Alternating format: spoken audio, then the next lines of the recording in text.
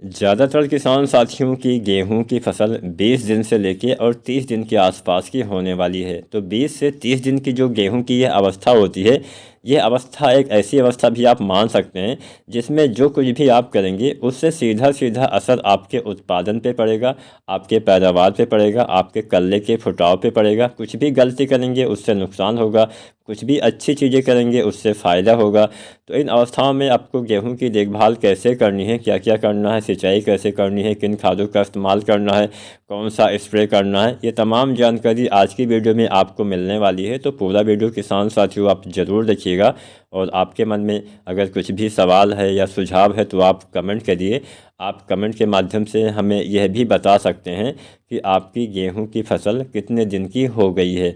तो चलिए video start करते हैं। सबसे पहले बात करते हैं जिनकी फसल अभी 20 दिन के आसपास की है वो किसान साथी क्या करें। 20-25 दिन के आसपास आपको पहला पानी लगाना होता है। यह अवस्था होती है जड़ विकास वाली अवस्था। इस समय जड़ों का फैलाव होता है। तो सबसे पहला काम करिए, पहला पानी लगाइए और हल्का हल्का सिंचाई करिए। पहला पानी लगा चुके हैं तो अच्छी बात है, लेकिन जो किसान साथी नहीं किए हैं उनको पहला काम तो यही करना है कि सिंचाई करना है, लेकिन हल्की हल्की सिंचाई करना है।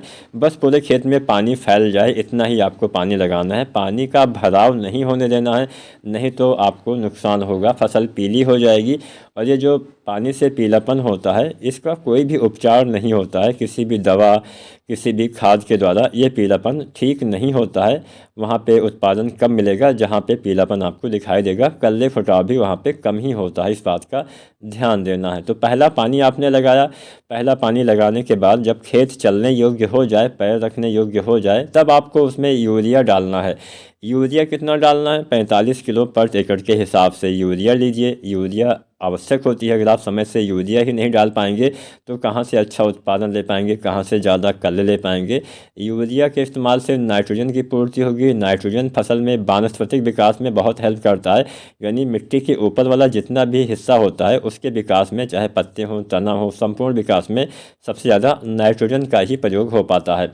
तो यहाँ पे यूरिया हो गया। यूरिया के साथ दूसरा चीज़ आपको लेना है जिंक। अगर आप मिट्टी में जिंक का इस्तेमाल करते हैं तो यूरिया के साथ जो जिंक सल्फेट आती है 33% वाली, इसका इस्तेमाल करिए। इसकी 5 किलोग्राम मात्रा से लेके और 7 किलोग्राम मात्रा तक आप ले सकते हैं, यानी 5 से 7 किलो मात्रा 1 एकड़ के लिए पर्याप्त रहेगी। अगर आप 21% वाले जिंक सल्फेट डालते हैं तो ये भी डाल सकते हैं।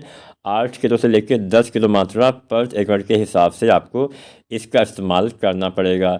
तो कोई भी जिंक हो गया, साथ में यूरिया लीजिए। इसके साथ आपको लेना है ह्यूमिक एसिड। ह्यूमिक एसिड से फ़ायदा क्या मिलेगा, सबसे पहले ये जानिए कि कौन सा ह्यूमिक एसिड लेना है। वो आप पे निर्भर करता है। बहुत सारी कंपनियां अलग अलग फार्मूले में इसका जो है बनाती हैं।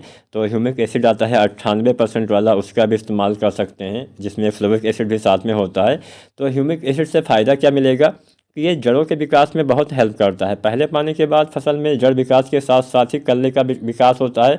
दोनों प्रक्रियाएं साथ में ही होती हैं। जितनी ज़्यादा जड़ें फैलेंगी उतना ज़्यादा पौधा भोजन बनाएगा, जितना ज़्यादा पौधा भोजन बनाएगा उतने ही ज़्यादा कल्ले आएंगे, उतना ज़्यादा ग्रोथ हो पाएगा। तो ये भोजन बनाने की जो प्रक्रिया होती है उसमें काफ़ी हेल्प करता है। पौधे के पाचन तंत्र में मतलब बहुत हेल्प करता है। पौधे में जो जिस भी तत्व की कमी होती है उसको पौधे के लिए उपलब्ध करवाने का काम करता है। इसके साथ साथ कुछ अघुलनशील तत्व भी होते हैं जो मिट्टी में पड़े होते हैं लेकिन पौधे भोजन के रूप में नहीं ले पा रहे थे, उसको दोबारा से पौधे के लिए उपलब्ध करवाने का काम भी ह्यूमिक एसिड करता है। आपके पीएच वैल्यू को मेंटेन करने का काम करता है। तो ह्यूमिक एसिड 98% वाला डालते हैं तो 1 किलो के हिसाब से पर एकड़ के हिसाब से आप डालिए, या फिर कोई दूसरा वाला डालते हैं जो भी आपको मिले अच्छी कंपनी का, तो उसके हिसाब से आपको उसकी मात्रा कम ज़्यादा कर लेनी चाहिए। तो ये 3 चीज़ें आपको पहले पानी के बाद इस्तेमाल करना है। मान लीजिए आपने 20-22 दिन पे पहला पानी लगा दिया तो 25 दिन 26 दिन तक या फिर जब भी आपका खेत चलने योग्य हो जाए तब आप यूरिया डाल दीजिए। उसके बाद में एक स्प्रे में आपको बता देता हूँ, वो स्प्रे भी आप कर सकते हैं। फसल अगर थोड़ा कमज़ोर आपको दिखाई देती है तो यह चीज़ आप डाल सकते हैं। इसमें आपको सिंपली एक चीज़ लेना है NPK 19-19-19, बहुत ही बेहतर काम करेगा। फसल की रुकी हुई ग्रोथ को फिर से स्टार्ट करेगा, पौधे में बूस्टिंग का काम करेगा। अगर फसल बहुत अच्छी है तो डालने की आवश्यकता नहीं है, थोड़ा कमज़ोर दिखाई देती है, कल्ले का फुटाव कम दिखाई देता है, फसल दूसरे की अपेक्षा आपको हल्की दिखाई देती है, पतले कमज़ोर पौधे दिखाई देते हैं, तो ऐसी दशा में यह एनपीके बहुत ही बेस्ट काम करेगा। 1 किलो से लेकर 1.5 किलो मात्रा पर एकड़ के हिसाब से यह एनपीके आपको, इसका भी इस्तेमाल जब आप यूरिया वगैरह डाल दें उसके 4-5 दिन के बाद आप करेंगे तो बढ़िया लाभ आपको अवश्य मिलेगा। तो उम्मीद करते हैं आज की वीडियो आपको अच्छी लगी होगी। वीडियो जानकारी पसंद आई है तो लाइक शेयर करें। चैनल को सब्सक्राइब नहीं किया है तो इंडियन एग्री हेल्प चैनल को सब्सक्राइब भी ज़रूर करें। धन्यवाद।